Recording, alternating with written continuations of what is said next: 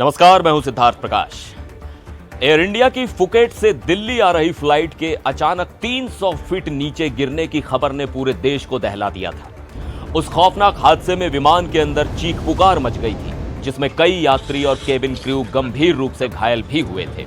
यह तो आप पहले से जानते हैं कि उस विमान को उड़ाने वाला पायलट डोप टेस्ट में फेल हो गया था, लेकिन अब एनडीटीवी को एयरलाइन के सूत्रों से उस फ्लाइट के अंदर की जो हैरान करने वाली इनसाइड स्टोरी पता चली है, वो आपके रोंगटे खड़े कर देगी। सूत्रों के मुताबिक जिस वक्त आसमान में विमान की स्टॉल वार्निंग बज रही थी, तब ये पायलट अपनी कुर्सी पर नहीं बल्कि कॉकपिट के फर्श पर बैठा हुआ था। जी हां, फर्श पर। और ठीक उसी दौरान विमान अचानक 300 फीट नीचे गिर गया। अफरा तफरी के बीच पायलट बेहद अजीब हालत में केबिन में गया ताकि यात्रियों की चोटें देख सके।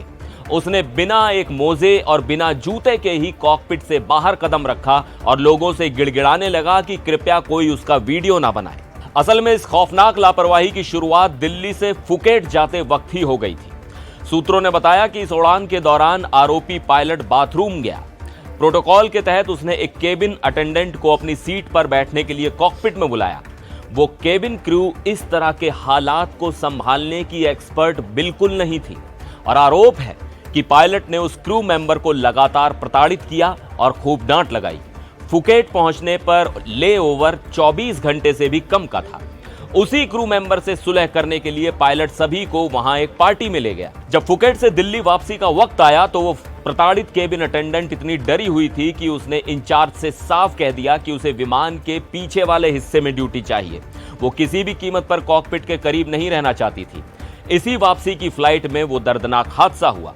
एनडीटीवी को सूत्रों से यह भी जानकारी मिली है कि एक क्रू मेंबर ने इस पायलट के खिलाफ विमान के टॉयलेट में स्मोकिंग करने की भी शिकायत दर्ज कराई है। जब 4 अगस्त को 137 यात्रियों और 8 क्रू मेंबर वाली ये फ्लाइट दिल्ली उतरी तो पायलट की हालत देखकर सब दंग रह गए।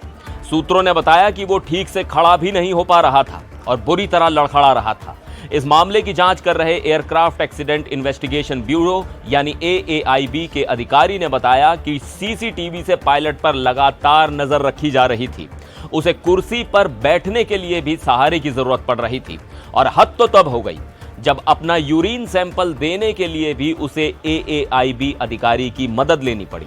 अब आपको बता दें कि पायलट के दोनों डोप टेस्ट पॉजिटिव आए हैं और उनमें मारिजुआना यानी गांजा मिलने की साफ पुष्टि हुई है। हालांकि पायलट लगातार गांजा पीने से इनकार कर रहा है। फिलहाल AAIB दोनों पायलटों और क्रू मेंबर से पूछताछ कर रही है। अब सवाल यह है कि जिस इंसान के हाथ में 137 लोगों की जिंदगियां थी, वो खुद अपने पैरों पर खड़ा क्यों नहीं हो पा रहा था? अगर जांच में ये सभी बातें सच साबित होती हैं तो ऐसे पायलट के खिलाफ क्या एक्शन लिया जाना चाहिए? अपनी राय कमेंट में जरूर बताइएगा। फिर मिलेंगे एक और वीडियो में। आप देखते रहिए NDTV इंडिया।